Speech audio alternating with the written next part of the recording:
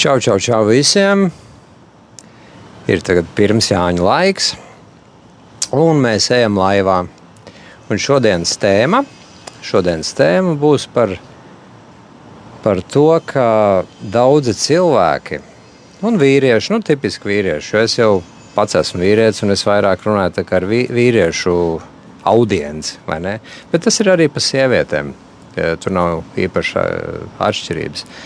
Cilvēki melo sev. Cilvēki sev melo, un prāts ir izveidojis visu kaut kādus melus, stāstus, attaisnojumus sev. Piemēram, cilvēks stāsta, visi jau nevar būt bagāti. Visi jau nevar būt bagāti. Kādam taču ir jādara tie parastie darbi. Izskan tas kā tāds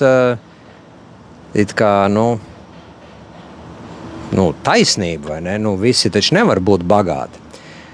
Bet šeit, kā hipnokaučs, es uzreiz dzirdu, kas tur īstenībā apakšā tam visam ir. Ja? Pirmais likums NLP, ko es esmu studējis un mācījies kā daļa no man hipnokaučinga apmācības, ja? NLP vienmēr mēs uzdodam jautājumus, lai precizētu. Ja? Tātad, kurš, kas tieši un tam līdzīgi.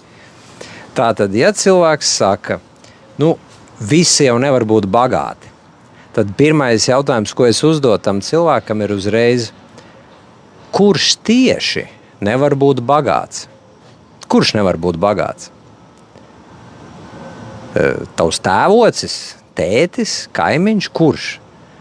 Un tad agru vai vēlu mēs nonāksim tur, ka tas cilvēks uzskata, ka viņš jau nevar būt bagāts, ka viņam jau nevar būt. Un tas ir tas, kā zemapziņa runā caur tevi, apslēptā veidā, starp rindiņām. Tātad, ja tu pasaki, visi tak nevar būt bagāti, īstenībā tu saki, es nevaru būt bagāts. Un tad nākamais jautājums ir, kāpēc? Kurš tev to pateica? Kāpēc tu nevari būt bagāts? Un tur mēs sākam iet dziļumā. Un tas ir tieši tā, kā es strādāju ar cilvēkiem hipnokaučinga sesijā. Un ļoti interesanti, kad mūsu zemapziņa un apzinātais prāts, tas ir kā divas dažādas būtnes mūsos dzīvo. Zemapziņa vada automātiski mūsu ikdienas darbības. Tas ir darbības, ko mēs pat nepiedomājam īpaši. Tipiski tas būtu, ka tu brauc ar mašīnu vai dari ko tādu, kur nav jāpiedomā. Tas ir viss automātisks darbības, tas ir zemapziņas vadīts. Bet arī zemapziņa izpaužas tādējādi, ka tu reaģē līdzīgos veidos uz līdzīgām situācijām. Tev kaut kas nobaida, izraisa kaut kādas sliktas reakcijas, un tu pat nezini, kāpēc. Tas arī ir tavs zemapziņas, nāk ārā no tavas zemapziņas tās sajūtas. Lūk, un tavs apzinātais prāts, loģika, tas ir atkal tas, ko tu apzinies. Tas ir tās balsis, kas tev galvā skan, tas stāsts, ko tu stāsti sev par sevi, par pasauli, kas tev šķiet patiesības. Bet tas interesantākais ir tas, ka daudzas no tām patiesībām ir īstenībā ilūzijas.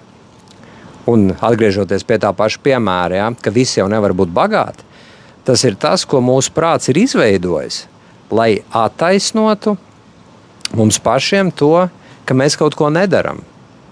Viss taču nevar būt. Tā kā es nostrādāju savu maiņu, piemēram, noliktavā, es esmu godīgs darba darītājs, un šeit vēl var izpausties, kā zemapziņā ir ieslāņotas visādas ticības par to, kas ir godīgā veidā nopelnīta nauda un negodīgā. Un tad tur, ja iet dziļumā, tad tur var viss kaut kas parādīties, ka kā teikt, godīgā darbā jau bagāts nepaliksi un tam līdzīgi.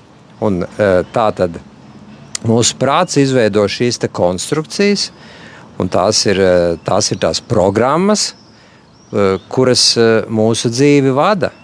Mēs ticam par sevi, ka mēs jau tādi parasti džeki esam, parasti cilvēki. Nu, mēs godīgi esam. Nē.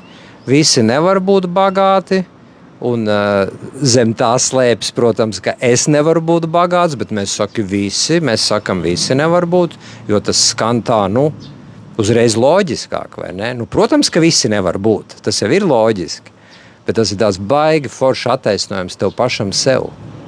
Visi taču nevar būt, tā tad arī es nevaru būt. Un tas, ko es daru hipno-coaching sesijās ar cilvēkiem, ir mēs ejam iekšā tajā visā dziļumā ar visādām metodēm. Es esmu iemācījies tik daudz visādas metodas. Tur ir NLP, regresija, progresija un viss kaut kas brīnumi vienkārši atklājās. Cilvēkiem pašiem vienkārši pēc tam ir tādas atklāsmes par sevi, kur tas viss ir radies, kur viņi dzīvē ir kaut kur pieņēmuši par sevi, ka viņi ir niecības, ka viņiem nepienākās, ka viņiem nevar būt, ka viņiem jābūt kaut kam maziņam. Ja? Es strādāju godīgi, man pietiek ar to mazumiņu, un mums ar to būs jāiztiek. Un lūk, vīrietis izaug liels ar tādām pašām ticībām, jo visas šīs ticības ir iegūtas kaut kur augot bērnībā. Un tas vīrietis apprecās, un viņš dibina ģimeni, un tālāk, agri vai vēlu, sākās konflikti ar sievu. Un, ja mēs skatāmies pēc statistikas, kas ir lielākais laulības šķiršanās cēlonis, tas kā likums ir finansiālās problēmas, vai ne? Laulātie sāk strīdēties par finansēm, par naudu. Un šī te nabadzības domāšana, ka tas vīrietis domā par sevi, ka jāpietiek ar mazumiņu, ka viņam nepienākas dzīvē daudz, ka laba daudzi nevajag. Ja? Mēs varētu tur pašķetināt latviešu sakāmvārdus un ticējumus, un tur būtu visa buķete. Iekšā, kas tipiskiem latvietim ir jau no bērna pasakām salikts galvā, vai ne? Bārenīte, mātes meita un visi šitie koncepti, vai ne, kad pastarītis un nabadziņš un godīgi strādājot nopelna savu maizīti un viss šitas te. Un tas džeks ieiet laulībā, apprecās ar šādu te uztveri, ka viņš ir darba zirgs, kurš tagad kašā nopelna godīgu naudiņu, un ģimenē lūk ir tik un tik. Un paiet brīdis, un ģimene pieaug, parādās pēcnācējs, tam vajag vairāk, sieviņai arī gribās kaut ko vairāk, bet viņa jau zina, ka vīram ir tik nauda, cik ir, vai ne? Un viņai pat ir bail viņam kaut kā paprasīt vai pasapņot pat. Jo kā gan viņa uzdrīkstēsies, ja viņa redz, ka tas vīrs jau tāpat ir nostrādājies un izdedzis pa pusē, vai ne? Viņa labāk viņu, kā teikt, pasaudzē, vai ne? Viņā tā iekšā arī sāk gruzdēt varbūt kaut kāds aizvainojums. Paiet gads, 2, 3, un sākās rīvēšanās. Vīrs jau te jūt zemapziņā, tur iekšā, tur sirdī, vai ne? Kaut kur pat nevar saprast, kur, vai ne? Bet viņš jau jūt, ka kaut kas nav, vai ne? Viņš jūt uz pusēm plēsts. Bet parasti cilvēkam jau to ir tik grūti sajust un saprast, kas tas ir. Vienīgais, ko cilvēks tajā ikdienas dzīvē, tajā ikdienas skrējienā jūt un redz, ir tas, ka sieva viņu sāk zāģēt, sāk nenovērtēt, kaut ko pieprasa pārāk daudz un principā nesaprot, cik viņam jau grūti iet. Un finālā paiet vēl pāris gadi, un tur no mīlestības sākotnējās nav ne smakas. Un tad mēs varam paskatīties uz šo visu situāciju un sākt spriest, kas tad tur pie vainas. Sieva gribēja pārāk daudz, vai vīrs bija vainīgs, pie kā vīrs vainīgs. Viņš saka, smagi strādāja. Kurš tad tur ir vainīgs? Vai ne? Katram ir savu taisnību. Tev atkal ir tas tas interesantais aspekts, ka taisnība jau katram ir sava. Sieva gribēja varbūt vairāk, viņai bija bail pat to atzīt, iespējams pat sev. Viņai bija bail pasapņot, ka var vairāk, ka to ģimenes līgstu var padarīt krāšņāku, kaut ko uzbūvēt vairāk. Bet viņā iekšā pašai sev negribot, varbūt sāk gruzdēt aizvainojums uz to veci. Vai ne, ka viņš jau 5. gadu atnāk vienkārši no noliktavas, apsēžās, sūc aliņu piekdienas vakarā, jo viņš ir nokašājies, nostrādājies, viņš ir tas darba zirgs un svētais moceklis, bet viņā tā iekšā kaut kas gruzd. Viņa pat varbūt nesaprot, kas tas ir. Un tas vienkārši iznāk ārā kā zāģējiens vecim, vai ne? Kaut kāds koments, kaut kas tāds. Un vecis paga, ko tu man te, kas tagad notiek, vai ne? Un vārds pa vārdam, un finālā atklājās, ka naudas pamaz vai naudas vajag tam un šitam. Un tad viņš sāk žēloties viņai. Un tas tad aiziet pavisam vēl citā, kā teikt, gultnē tās visas attiecības. Jo tiklīdz kā vīrietis sāk žēloties sievietei, ka viņam naudas ir pamaz, un viņš sāk attaisnoties, viņš sevi pats automātiski pazemina. Viņš ļoti sevi pazemina. Un to jau sieviete jūt enerģētiski, ka vīrietis vairs nav viņas cienīgs. Un ja viņi tā sāk apzināti justies, viņi par to var pat kaunēties. Man taču ir vīrs, vai ne? Un es viņu sāku just, ka vairs negribu, nemīlu, nepatika pret viņu. Viņi no sākuma pat vairs, pat var izlikties sev, ka nē, tā nav labi justies un tam līdzīgi, vai ne? Bet ja vīrietis žēlojas tai sievietē, viņš sev visu laiku pazemina. Un uz ko es ar visu šo te eju? Kad ja tipiskajam vīrietim, kurš iet iekšā laulībā, ir šī te domāšana, ka ko ta es, lai tur bagātie zagļi dzīvo kā grib, es dzīvošu godīgi, jo viņš ir redzējis savā bērnībā, ka visi dzīvo godīgi, vai ne? Ne pāri saviem līdzekļiem, un paskaties tāpat izdzīvo līdz vecumdienām, tur onkulis ar sievu, paskaties, cik zolīdi izdzīvo. Savā dzīvoklītī vēl joprojām, un pašiem ir mazdārziņš, un bērni jau lieli. Kāda vaina? Kāpēc vajag kaut kur plēsties? Priekš kam vajag kaut kur braukt, dzīvot uz lielpilsētu, domāt par privātu māju, gribēt kaut kādas krutākas lietas, labākas mašīnas, dārgāks ceļojums, dārgāks mantas sev. Priekš kam tas ir vajadzīgs? Paskatieties, cik daudz piemēru ir, kā cilvēki dzīvo pieticīgi un laimīgi. Šādas te pārliecības ir saliktas te iekšā. Un tas vīrietis tā arī ieiet laulībā, tā domā, tā jūtās un tā arī attiecas pret savu sievu. Bet sieva jau taču grib, lai viņa ir īpaša. Sieviete taču grib. Viņa varbūt pat to neapzinas. Viņa varbūt pat sev arī cenšas melot un teikt, nē, man ar neko nevajag. Un abi viņi var pat sarunāt, jā, mēs savilksim jostiņas un tagad mēs izturēsim grūtos laikus un viss būs ok, un es tevi saprotu un tam līdzīgi. Bet sievietes dvēsele, viņa ta grib būt princese. Viņa grib, lai princis viņu nesā uz rokām, lai izrāda savu mīlestību. Šī tādā veidiņā. Bet ja viņai pat puķu pušķis nav biežāk kā reiz 3 mēnešos, tad tā princese iekšā, viņa nedabū to, ko viņa grib. Un sieviete nesaprot, kāpēc rūgtums sāk parādīties.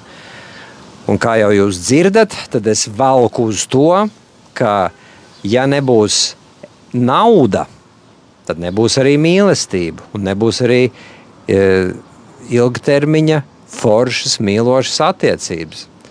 Un te mēs varam teikt, paga, nauda taču nepadara laimīgu, mīlestība tas ir pavisam kas cits, mīlestību pa naudu nevar nopirkt. Redziet, man šeit ir daudz ko teikt. Vienā laivā to nepateikšu, bet īsiem, kā teikt, ar dažiem vārdiem sakot, nauda nav nekas cits kā enerģija, spēja, potence, arī seksuālā potence. Tas viss iet roku rokā. Vot es esmu vīrietis, vai ne? Un manī iekšā ir kaut kāds zināms enerģijas krājums. Es pamostos no rīta, manī ir kaut kāda jauda, tā kā baterija, ja? Tā ir mana enerģija. Ikdienā ejot pa saviem darbiem, pa savām attiecībām, pa dzīvi ejot, tā enerģija tiek likta lietā. Ja viņa ir, un ja viņa ir daudz, tad arī tas viss, kas tiek likts lietā, tur būs arī atdeve. Tur automātiski cilvēks gribēs foršāku darbu, kurā var vairāk izpausties, kur var savu potenciālu izpaust vēl augstākā līmenī. Un tas neizvairāmi, ja? No tā nevar izvairīties, tas dos vairāk finanses. Tā nauda ir tikai atspūgs tam, kāda enerģija tiek izlikta no tevis ārā un iedota pasaulē. Tālāk, tev ir tagad nauda vairāk. Tu automātiski vari dot vairāk lietas sev, apbalvot sevi, nopirkt sev jaunas drēbes, nopirkt sev foršu pulksteni, lai justos labāk. Salaustu to iekšējo nabagu, kas pasaka, ne, man pietiek ar mazumiņu. Tas interesantais fakts ir tāds, ja tu sev stāsti, ka tev pietiek ar mazumiņu, tad tu arī visu laiku paliec maziņš un bez enerģijas. Jo tu vairāk sev dod, jo tev vairāk ir enerģija, gribēšana, drosme, viss, tad tu arī dosi vairāk savai sieviņai. Tad tu arī viņai uzdāvināsi dāvaniņu, uzdāvināsi puķes, gribēsi pateikt vienkārši bez iemesla, es tev mīlu, dārgā. Noskūpstīs viņu, apskaus, pieskarsies. Viņa automātiski gribēs arī tad tev dot. Enerģija tad miedarbosies un plūdīs.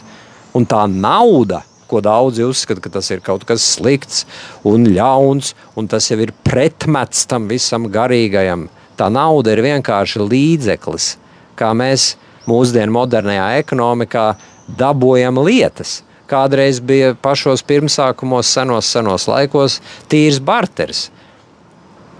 Ciematā kurpnieks taisīja kurpes, galdnieks taisīja mēbeles, beķers taisīja maizi, un tad viss mainījās.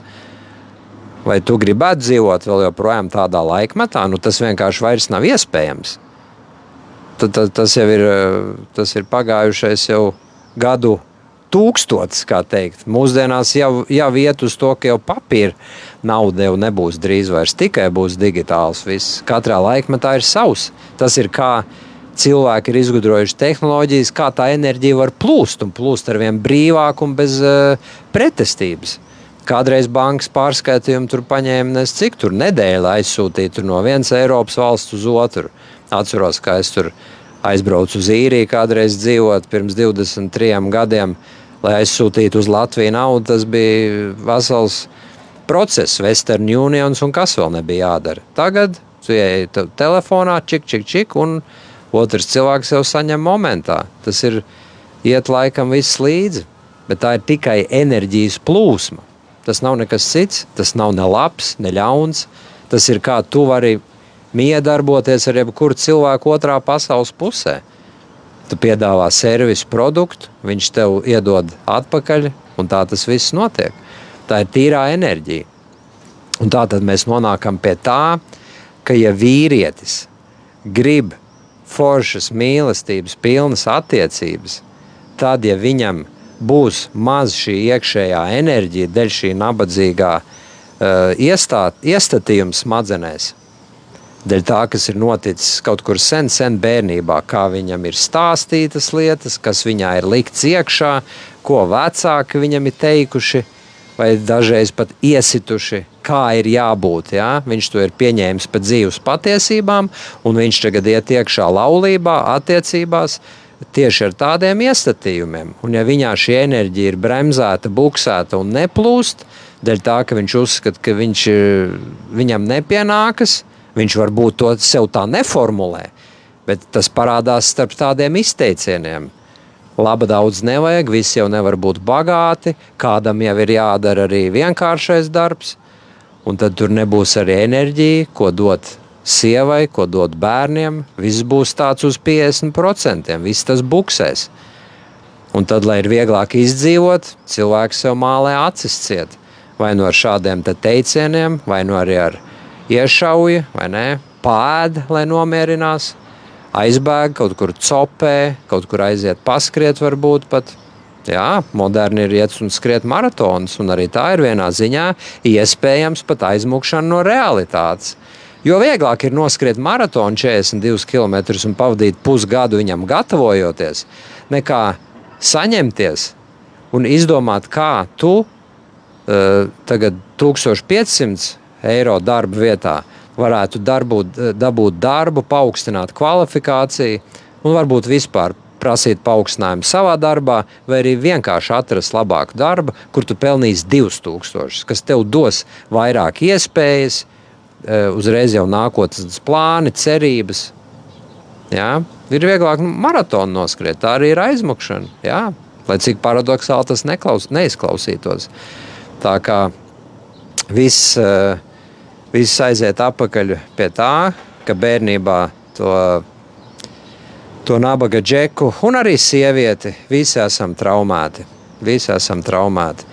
Nozombē, vecāki, vide, bērnu dārs, skola, un pēc tam cilvēks izaug tāds uz 50%. It kā pieaudzis, bet iekšā bieži vien vēl apjutas pusaudzis, labākajā gadījumā. Ir gadījumi, kad cilvēks ir iekšā vienkārši kā mazs bērns, un tā arī izturās pret citiem. Viņš apprecās, un pēc tam pret otru cilvēku, ko ir apprecējis, visu laiku tikai izliek ārā savus bērnu untums. To, ko viņš ir nedabūjis izlikt, bērnībā. Viņam bērnībā ir darīts pāri, un viņš tagad ir aizvainots. Un viņam tas aizvainojums tur iekšā rūkst, un viņš to pats nesaprot, nejūt. Tā kā es ar to visu strādāju, strādā arī mana topošā sieva, Indra, abi esam hipnokauči.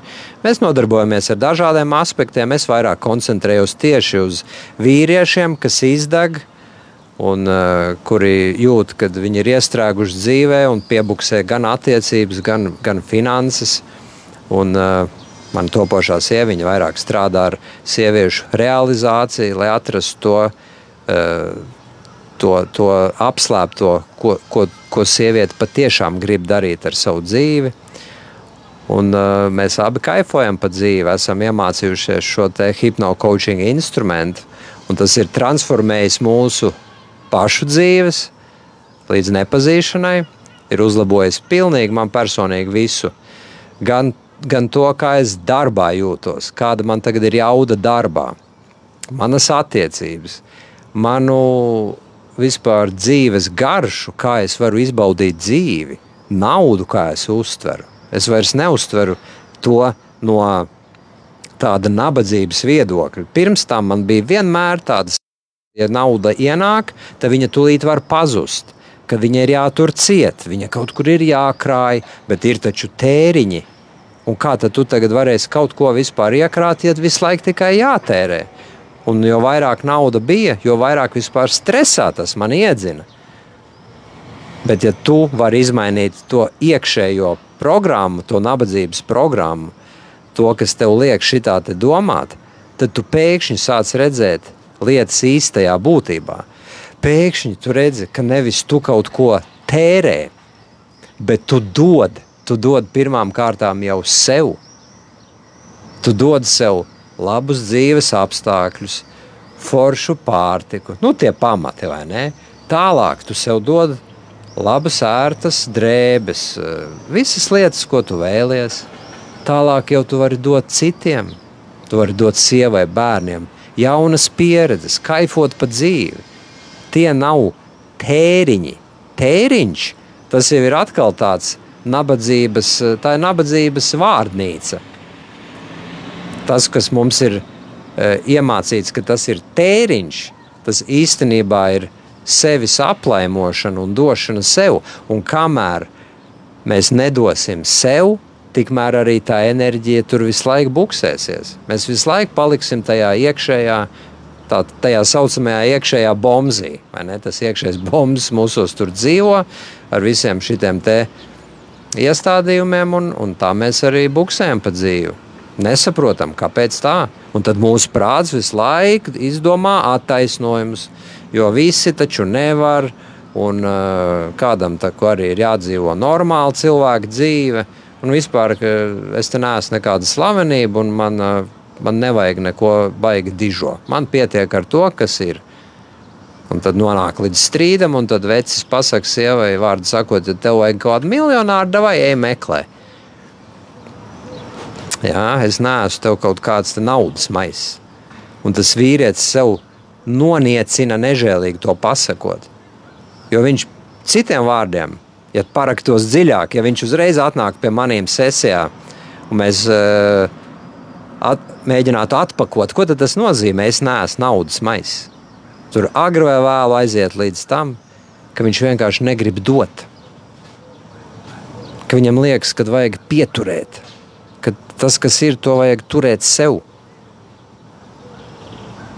Un tad, ja tāda iekšēja sajūta ir, tad ir arī tā visa pārliecība un dzīvošana caur to sajūtu, tādā sajūtā, ka tu nedod, ka tu arī esi tas skopulis.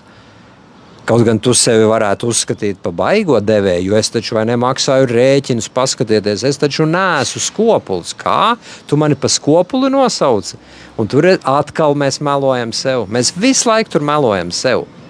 Jo ja tevī iededzas baigā sajūta, un tu uzreiz gribi kliegt, ka es taču neesmu skopulis, visticamāk, ka tu tieši pretēji esi skopulis.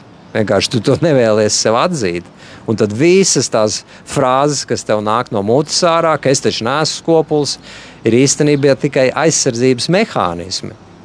Jo īstais, tas, kas tev ir iekšā, tur zemapziņā, tas iestādījums, ja varētu, viņš negribētu maksāt neko, viņš negribētu pat tos rēķinus maksāt, visu tikai sataupīt kaut kam mistiskam, ja? Kaut kādām nebaltām dienām. Karš nāks tagad, vajag taupīt. Protams, loģikai bišķīt ir arī jābūt. Par to jau neiet pat runa. Bet es ceru, ka jūs sapratāt to domu gājienu. Ja cilvēkam ir iekšā tā pārliecība, ka dot točna nevar, tad finālā sieviete ar tādu veci dzīvojot, agri vai vēlu pēc gada, 5 vai 10, sāks to vienkārši just. Viņa sāks just, ka viņš negrib dot. Ka viņš viņu uztaisa par līdz atbildīgu. Budžets būs 50-50. Tu esi atbildīga tagad, lai maksā, piemēram, īri, un es pirkšu to, un sieviete sāk iet lēnā garā šīzē par to, ka viņa tagad jūt uz saviem pleciem finansiālu nastu. Un vīrietis, ko ir izdarījis, viņš ir nogrūdis 50% no savas atbildības uz sievu, un tad brīnās, kāpēc viņa negrib viņu, piemēram. Un kā viņai gribēt vīrieti, kurš viņai uzgrūž nastu. Tādas, lūk, interesantas lietas, par ko padomāt, par ko aizdomāties. Visi esam cietuši, visi esam traumēti, visi esam dzimuši un auguši postpadomu telpā. Un kā jau jūs zinat, tad Padomju Savienībā cilvēks kā indivīds bija nonivelēts vispār līdz nullei, līdz kaut kam ļoti mazam. Ģimenes vērtība tika mēģināta izskaust vispār. Visas šitās te dzeršanas, kas bija vienkārši, jo cilvēki bija tik iekšā sāpināti, ka viņi savādāk izdzīvot nevarēja. Tāpat visi, kā teikt, bez tēvu bērni un tam līdzīgi šķiršanās. Un viss tas bija vienkārši standarts Padomju Savienībā. Un vēl ļoti svarīgi, mantai nebija nekāda vērtība. Viss taču piederēja valstī, kompartijai, vai ne? Neeksistē, pēc būtības neeksistē privāta īpašums. Cilvēkos tika izkniepts tas viss ārā, mēģināts izkniept. Un tad tas viss tika metamorfozējās tādos kroplīgos veidos. Tāpēc arī nāk no tādas vidas ārā visi šitie oligarhi, kas kļūst bagāti caur kaut kādu agresiju un caur pavisam citām tādām enerģijām. Tas nav tev tipiskais rietumu biznesmenis, kas izdomā krutu ideju, patiešām dod vērtību tirgumu un dabū pretī, kā teikt, finanses. Tas ir pavisam kaut kas cits, tas bijušais padomu, kā teikt, zonas oligarks. Viņš to sagrābjas aiz vēlmes, lai viņam ir vairāk. Beidzot, lai viņam kaut kas ir, jo viņam nekad nekas nav bijis. Un tā kā visi esam cietuši, un ja tu atmasko vai arī sāc lēnām saprast sevī, ka tevī varētu būt kaut kas no šīs te domāšanas, ka arī tu uzskati iespējams, ka nauda ir kaut kas slikts un ka kaut ko censties ir slikti, jo tu negribi būt tas oligarks, jo viņš taču ir ļauns, neētisks, amorāls. Tu taču sevi uzskati par godīgu darba cilvēku. Un ja tu sāc aizdomāties un saprast, ka tu īstenībā ar visiem tiem teicieniem bremzē sevi varbūt, tad nāc pie manis, vari mani atrast izaugsmesterapija.com, izvēlies brīvo sesiju ar Robertu, un brīvās sesijas laikā es tev parādīšu, kā tas viss strādā un kur tevī ir tā bloķējošā sajūta, kur viņa sākas, kur viņa ir radusies. Un tas ir brīnišķīgi. Tas ir brīnišķīgi, ka šādi instrumenti ir pieejami, un tā ir privilēģija, ka es esmu iemācījies šo te instrumentu un varu palīdzēt citiem cilvēkiem. Un tas ir kaivs. Tas ir kaivs, ka es esmu spējis izmainīt paša dzīvi ar šo instrumentu, un tagad to es varu dot arī tev. Tā kā laikam iesim uz beigām šodienas laivā, lai visiem jauki Jāņi, un tad jau tiksimies atkal drīzumā. Tā.